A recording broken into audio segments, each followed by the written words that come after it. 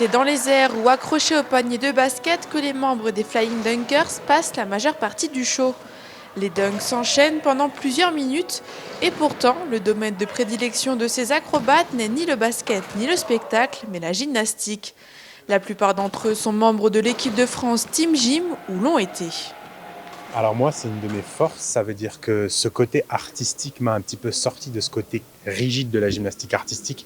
Et c'est vraiment ce que j'ai aimé. C'est ce que je conseille aux plus jeunes aujourd'hui qui sont encore dans le monde sportif. C'est qu'après le sport de haut niveau très rigide, il y a pas une fin. On peut aller vers autre chose.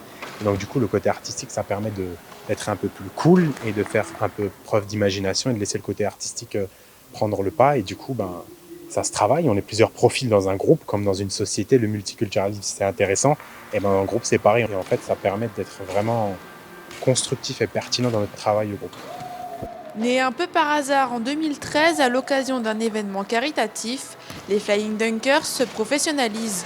La troupe prépare le spectacle depuis le mois de mai en s'entraînant 5 fois par semaine pendant 3 heures environ.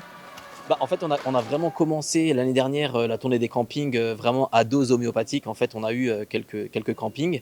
La prestation a plu, donc on a eu des gens du public qui étaient très réceptifs.